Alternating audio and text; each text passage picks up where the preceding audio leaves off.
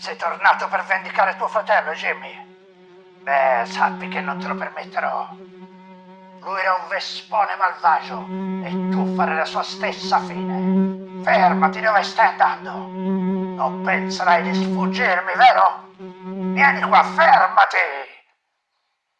Vigliacco!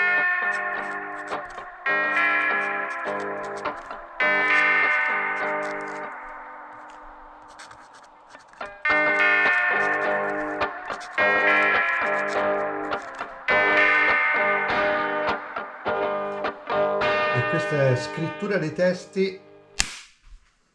Allora, in questa fase avrei dovuto in realtà scrivere i testi da poi mettere nella pagina con Photoshop.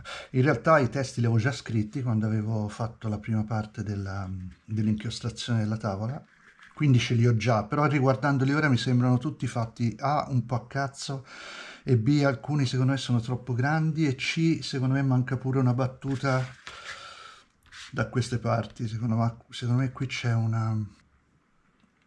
Ah, no, no, no, no, ok, ce le ho tutte le battute scritte, però voglio riscriverne un paio, un po' perché vi faccio vedere come scrivo col pennino, che non credo sia una cosa proprio entusiasmante, però facciamo lo stesso. No, più che altro il modo in cui con l'esperienza si arrivano a centrare i testi senza aver fatto delle indicazioni di tratti di matita o altro sul foglio. Per esempio questa battuta che dice io lo chiamo testa a tromba perché sono fatto così. Ah, il personaggio che parla in questo momento è Livorno, Livorno è il suo soprannome, ma in realtà è anche la sua città di origine. Per cui in questa storia, nel western, ogni personaggio parla sostanzialmente con un proprio dialetto, una propria lingua. Il narratore principale è un italo-americano e parla in italiano nella voice-over, ma parla in americano quando si relaziona con gli americani e con i cowboy, eccetera. Livorno invece è un immigrato da Livorno in America e parla in dialetto livornese. E poi ci sono due siciliani che parlano in dialetto stretto di Favara. Quindi il libro sarà multilingua e questo comporterà un fallimento economico mostruoso perché la gente non ci capirà un cazzo. Però il mio editore ha detto che probabilmente faremo anche una versione tutta tradotta. La mia versione invece sarà con le lingue tutte diverse, la Director's Cut. Comunque, riscrivo un paio di battute perché secondo me le ho fatte troppo grandi, tipo appunto questo, io lo chiamo testa a tromba perché sono fatto così.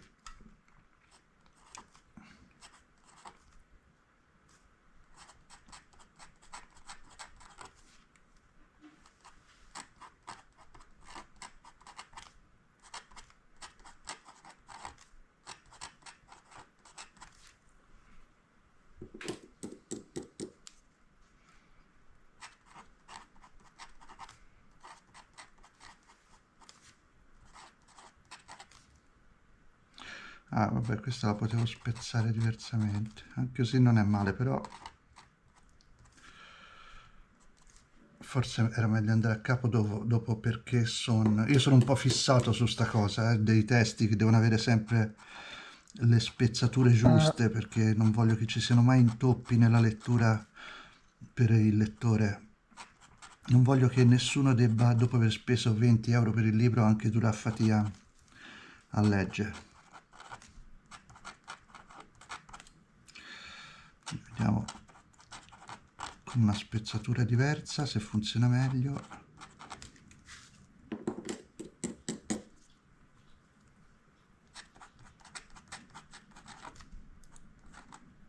Ah fuck, qui ho sbagliato. Quando sbaglio in questa maniera da imbecille di solito, se è un errore solo su una parola me la riscrivo accanto e poi la sostituisco. Se la riscrivo male come ho fatto adesso la riscrivo di nuovo, però dovete capire che qua siamo sostanzialmente nell'ambito della mania, cioè non voglio che questo venga preso come un vero suggerimento professionale perché è una cosa abbastanza da pazzi essere così fissati sulla qualità della scrittura dei blocchi di testo. L'altra cosa che avrete notato e che sa benissimo chiunque legga i miei libri, io utilizzo sempre la scrittura a mano, penso che ogni disegnatore di fumetti ha un proprio tratto, un proprio stile, di solito quel tipo di tratto e quel modo di tracciare le linee poi si rispecchia anche nella calligrafia e quindi secondo me a parte casi in cui proprio qualcuno ha una scrittura illeggibile, secondo me poi è sempre una buona cosa avere la propria scrittura accanto ai propri disegni. Poi naturalmente ci vuole attenzione, se avete una scrittura orrenda non vi dovete adagiare all'idea di dire beh, questo sono io, sono fatto così, scusate, dovete migliorarvi. Però non in modo maniacale, secondo me, e comunque qualunque scrittura, anche la più sghemba, possiede più vitalità, per il mio gusto naturalmente, di qualsiasi testo fatto in digitale, con dei font, insomma, per intenderci. Allora, vediamo se ho altri blocchi di testo troppo grandi, perché adesso sì, ho riscritto un blocchetto con una dimensione delle lettere un po' più piccola, però la dimensione dei testi, delle singole parole, dei singoli caratteri deve essere sempre omogenea all'interno della tavola, a meno che voi non vogliate fare urlare un personaggio, allora scrivete più grande, ma altrimenti se volete che il tono sia, come in questo caso, un normale tono colloquiale, dovreste avere nei balloon sempre la stessa dimensione di testo. Dà molta noia quando in uno scambio di dialogo nel fumetto ci sono i testi nei balloon che ingrandiscono, rimpiccioliscono. Altra cosa che molti non sanno, e questa ve la dico perché sono una persona di una generosità incredibile, è che cosa succede a seconda dello spazio che si lascia all'interno di un balloon rispetto al testo che lo contiene, rispetto al testo che vi è contenuto. La questione è che più spazio voi lasciate tra la parola scritta e il bordo del balloon e più questa parola nella testa del lettore sembrerà pronunciata sottovoce. Se volete due personaggi che si relazionano tra loro in modo intimo, sussurrandosi frasi, un buon modo è lasciare molta aria intorno alla parola, tra la parola e il bordo del balloon. Se volete che qualcuno invece abbia un volume più alto, in realtà ve lo faccio vedere lasciando lo stesso tipo di carattere. Se io faccio questo ciao sembra avere un volume più alto. Ora voi direte, queste sono quisquiglie e robe insignificanti. Io invece penso che controllare ogni singolo aspetto della lavorazione del fumetto sia fondamentale per tirarne fuori la massima potenzialità. Non abbiamo tante armi quando facciamo i fumetti. Abbiamo le inquadrature, abbiamo i disegni, abbiamo le parole, i colori, se si usano i colori, ma non abbiamo la colonna sonora, non abbiamo gli effetti sonori, non abbiamo gli effetti speciali spesso, quindi abbiamo delle piccole armi anche un pochino spuntate, anche un pochino a volte obsolete, che però dobbiamo far funzionare al meglio. La gestione dei testi sulla pagina è una di queste armi e credo che insomma i fumettisti, gli aspiranti fumettisti dovrebbero studiare il modo per renderlo più efficace possibile.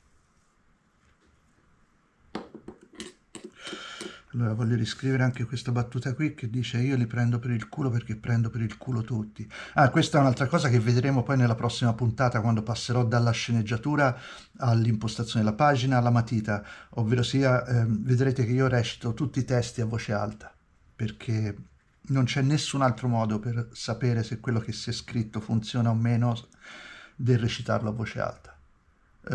Qualunque cosa super geniale, commovente che potete pensare di aver tirato fuori, finché non la fate uscire col fiato alla bocca non potete sapere se è solo una stronzata autoriferita che in realtà non tocca il cuore a nessuno.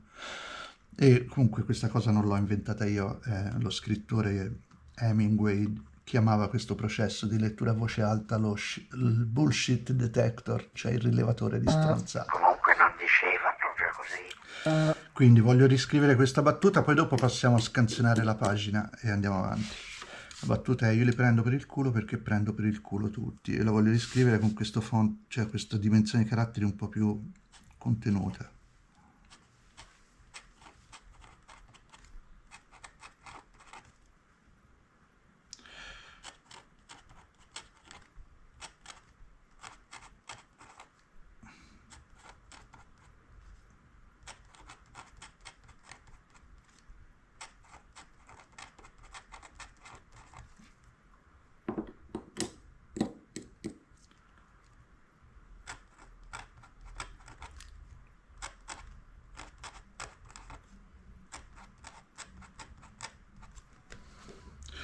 Come vedete ho fatto due spezzature diverse. Qui io li prendo per il culo perché a capo prendo per il culo tutti.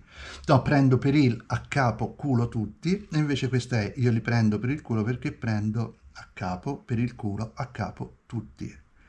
Sono cazzate? Sì. Sono ininfluenti sulla pagina, sull'effetto che fanno al lettore? No. Basta. Poi vediamo se in caso se quando vado a mettere i testi sulla pagina con Photoshop mi accorgo che qualche blocco di testo fa particolarmente schifo o è troppo grande o squilibrato, insomma mi rimetto al tavolo. Lo rifaccio. Avanti. Monta su questa granata, tesoro. Vieni, tesoro, vieni sulla granatina. Vieni sulla granatina. Su. Intrafunati in questa granata. Scanner. Assicurarsi che qualche topo non ci abbia fatto il nido dentro. Poi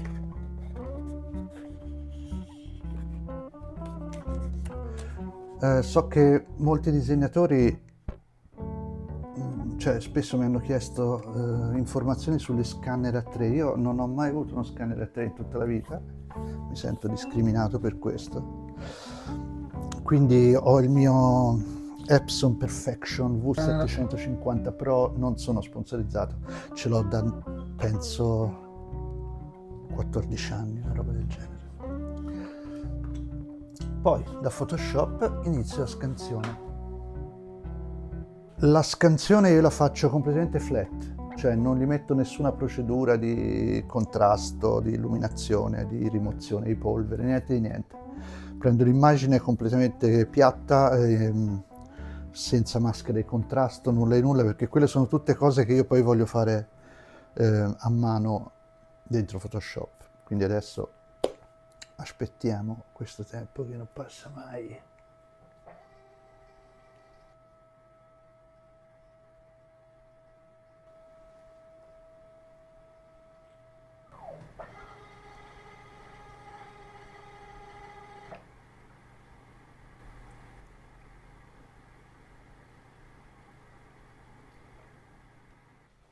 Ce n'è sempre una.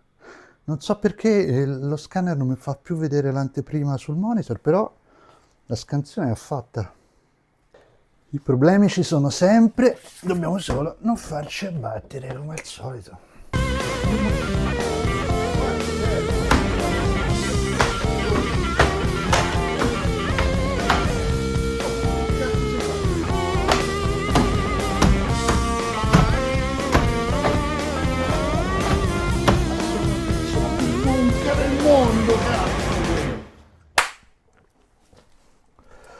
Una volta scansionata la... Io odio Photoshop che mi rompe i coglioni con le sue novità. Allora, la prima cosa che faccio è prendo la tavola precedente, la duplico, quindi la salvo in realtà con un altro nome, cioè col nome giusto, che in questo caso è 169. Questo computer purtroppo sta morendo ed ogni operazione è di una lentezza assurda. Dopodiché tolgo le cose della tavola vecchia.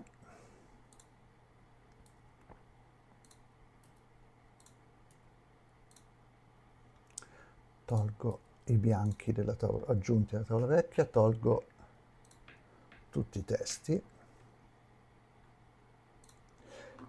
Importo in questa pagina invece la versione appena scansionata e la porto in pagina. Come vedete ho aggiunto una sorta di livello giallino, in realtà è una carta antica che ho utilizzato, che vira tutti i colori sul caldo, è anche per quello che poi durante la pittura non ho esagerato con i toni arancio e i toni rossi più di tanto, perché comunque c'è questa patina westernizzante giallina che fa il suo lavoro. A questo punto, dopo che ho messo questo, seleziono con la bacchetta magica, anzi prima la centro un attimo, la centro un pochino. No, io devo cambiare computer, cioè ma tipo subito. Non va un cazzo. Non va un cazzo perché sto registrando lo schermo. Non ce la fa. È palese.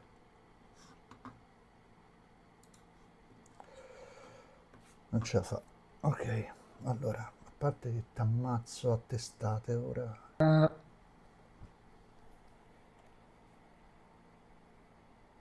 Ho...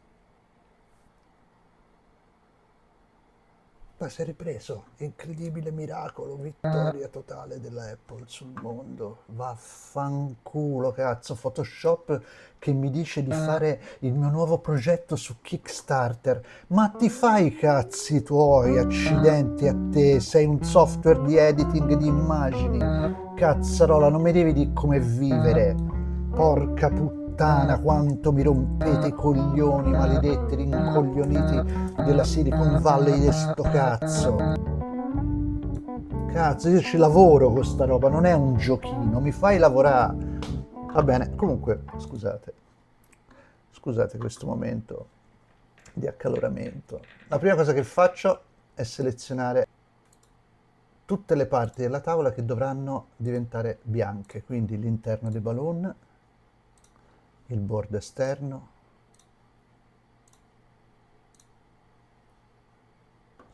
e poi su un livello che mi faccio apposta, un nuovo livello, io ci scatafascio una ramaiolata di bianco su questa zona che ho selezionato. A questo punto chiaramente non basta, perché altrimenti il mondo sarebbe un paradiso.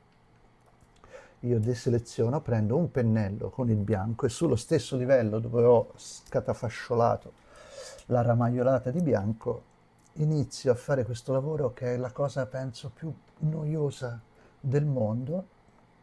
Mi devo togliere tutti i bianchetti. Ora, finché si tolgono dal bordo della pagina in questo modo non è un problema, perché si fa così un po' alla cazzo e funziona. Il problema viene quando bisogna essere precisi, perché, come dice la frase essere precisi, bisogna essere precisi. E quindi si comincia. Io faccio a trattini corti perché così se sbaglio posso undoare l'errore. E adesso mi massacro i coglioni in questo modo per, non lo so, non ho mai provato a cronometrare il tempo necessario a fare questa operazione. Credo che comunque poi nel bilancio dell'esistenza di una persona, la cui esistenza è chiaramente limitata nel tempo,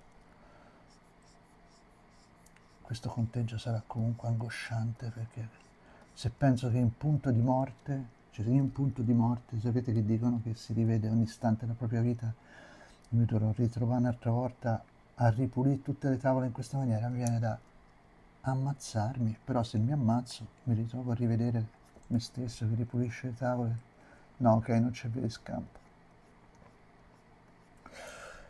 Questo lavoro noiosissimo alla fine però darà un effetto straordinario di ordine e pulizia, che sono cose abbastanza importanti per me in questa fase del mio percorso lavorativo e artistico.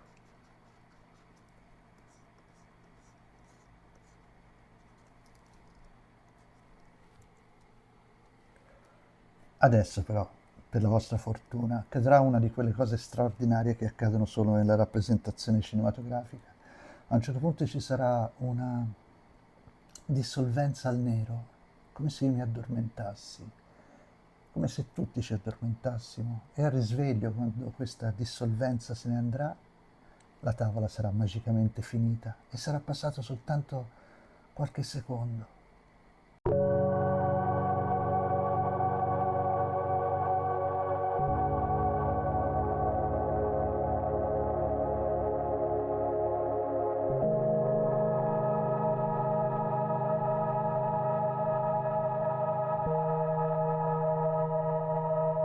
Nella finzione tutto è già finito, ma nella orrenda realtà dolorosa e tristissima, questo lavoro va fatto tutto, ed è una roba che ti spacca le palle troppo.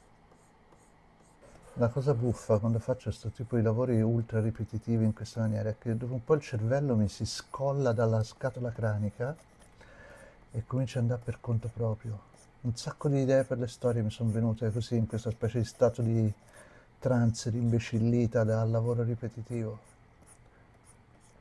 Altre volte però prende anche altre strade che non c'entrano niente, tipo devo trovare assolutamente quel fucile in Stalker 2, il fucile precisione a colpo singolo che ho visto che con 4-5 colpi soltanto ammazzi una chimera e queste frasi mi cominciano a girare nella testa e non si staccano più e allora a quel punto la battaglia diventa tra il continuare a lavorare come coscienza impone e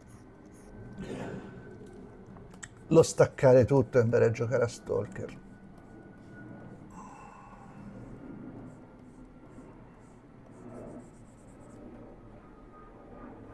Inutile dire che tranne quando c'è qualcuno che mi filma, vince sempre il desiderio di andare a giocare a Stalker. Tipo questo balloon, boh, ma cosa c'è? C'hanno Kato dentro. Vero? Cos'è tutto sto sudiciume? Siccome sono furbo, sono sempre stato furbo, sempre stato molto intelligente. Quando avevo circa 21 anni, credo, con la mia fidanzatina del tempo, ebbi una litigata, probabilmente perché io ero stato un coglione, come al solito. Fatto sta che mi arrabbiai e quando me ne andai tutto incazzato, arrivato alla mia macchina, che era una Renault 4, per la rabbia tirai un cazzottone nel parabrezza della macchina. Chiaramente il parabrezza non batte ciglio, io riuscii invece a frantumarmi il tendine del mignolo, questo qui, che tira su, che non si ruppe del tutto per fortuna, però da allora ogni volta che sto un po' a disegnare qualche ora ho dei dolori lancinanti alla mano che mi ricordano che sono un imbecille. Ed essendomeli autoprocurati non posso manco lamentarmi più di tanto, anche se sono cintura nera di lamento continuo.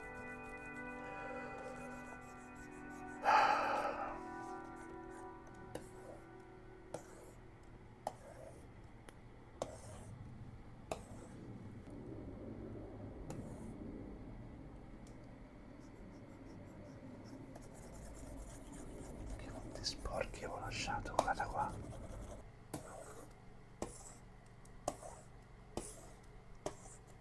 Insomma.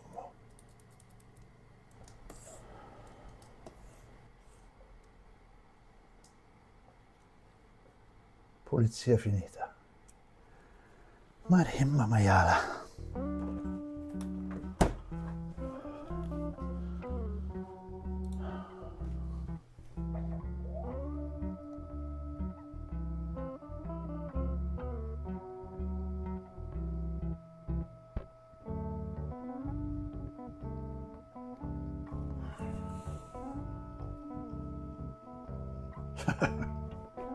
Si torna alla nostra pagina.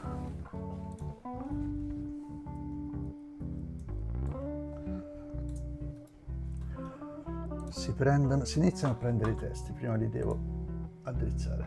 Image rotation, 90 counterclockwise, eccola qua. Adesso semplicemente io con lo strumento della selezione rettangolare mi prendo le varie battute, me le porto in una cartellina di layer che ho fatto, un gruppo di layer, dove c'ho già un'impostazione di livelli in modo che tolga il grigio dalla carta e contrasti il nero e l'inchiostro. Metto dentro i testi, sono già in moltiplica, tutto il gruppo è in moltiplica. A questo punto inizio a metterli dentro.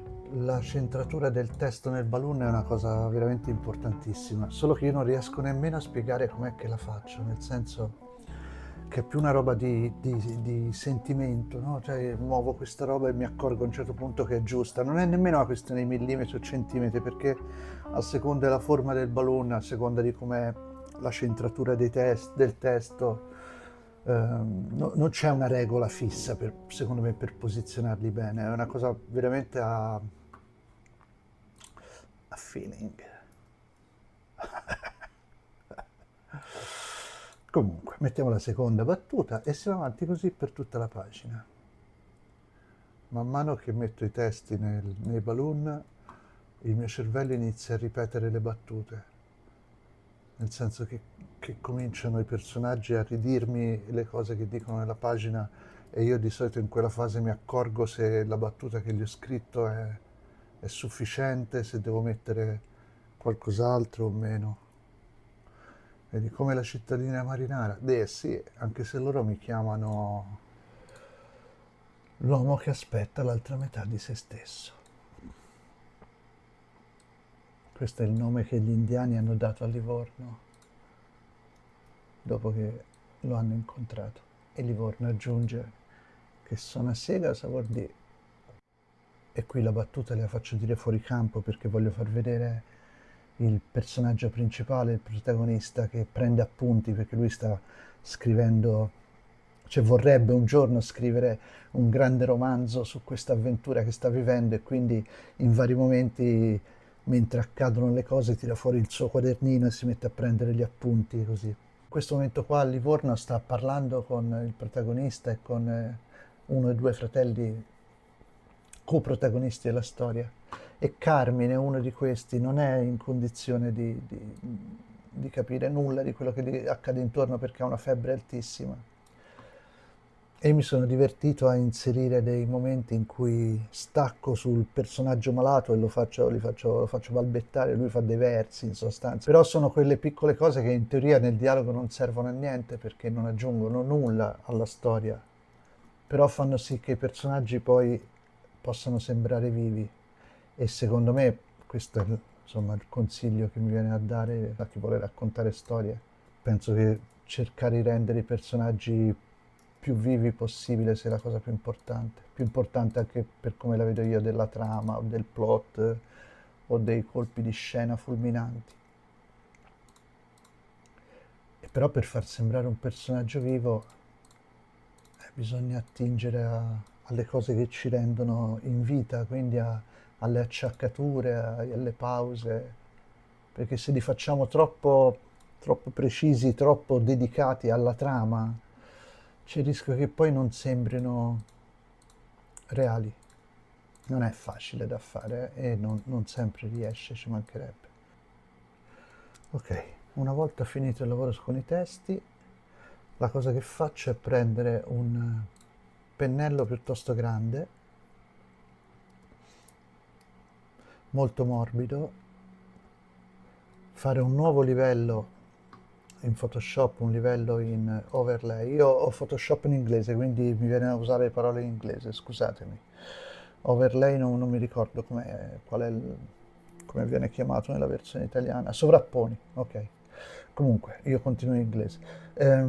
Faccio un livello in overlay che è un modo di dipingere sulla tavola che è interessante perché non aggiunge colore, fa soltanto un viraggio di colore su quello che già esiste. Quindi se io voglio che i toni della mia pittura d'acquarello prendano una direzione o un'altra, magari si raffreddino, si scaldino, lo posso fare in questo modo. Un livello in overlay con un livello un valore di trasparenza intorno al 75%, e poi con un pennello al 50% di opacità io inizio a dare delle pennellate che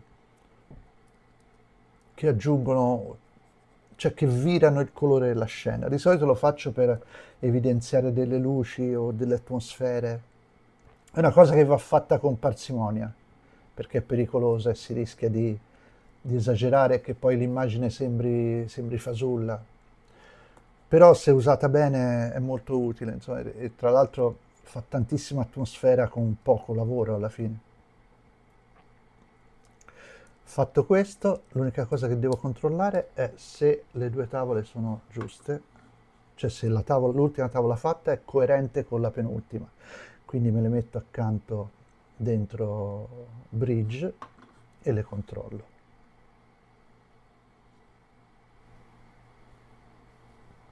L'altro controllo finale, prima di potermi alzare e terminare questo video e dire che insomma le cose sono andate bene, è una ultima lettura ad alta voce della tavola con le battute, per vedere se c'è qualche battuta che non funziona o che insomma è sopra le righe o è inutile, eccetera. Di solito inizio la lettura dalla tavola precedente, cioè da una o due vignette della tavola precedente e poi leggo quelle della tavola appena finita. In questo caso, nell'ultima tavola che avevo disegnato, c'è il protagonista che chiede a Livorno, dice: Ma non l'hanno mangiata, signor? Loro non si conoscono, è la prima volta che si vedono, e quindi Livorno si presenta. Dice: Ma non l'hanno mangiata, signor Livorno? Mi puoi chiamare Livorno? Piacere. E qui andiamo sulla tavola nuova. E lui, il protagonista, chiede: È come la cittadina marinara? Sì, anche se loro, e loro sono gli indiani, anche se loro mi chiamano l'uomo che aspetta l'altra metà di se stesso. Che sono a sé, cosa vuol dire? Ma sembra Garbagna bestia. Vero, Carmine? E questa è quell'acciaccatura di cui parlavo prima, cioè il fatto di interrompere un dialogo di servizio per la storia per dare un momento di possibile umanità. Cioè lui si rivolge a un personaggio che chiaramente non è in grado di rispondergli perché ha una febbre a 41 ed è sostanzialmente in pieno delirio. Infatti Carmine gli risponde: Comunque non mi fraintendete, oh, io li prendo per il culo perché prendo per il culo tutti, ma questa è gente ganza, pure buoni d'animo, davvero. Lui per esempio, e qui indica il personaggio che lui, essendo rimasto, insomma, che non può più camminare, viene portato sulle spalle da un indianone di 1,90 m e lui le ha dato un nome, le ha dato un soprannome, come succede tra gli amici. E dice: lui per esempio, io lo chiamo testa a tromba perché sono fatto così, faccio sempre il bischero. E nella tavola seguente dirà: ma è una persona eccezionale.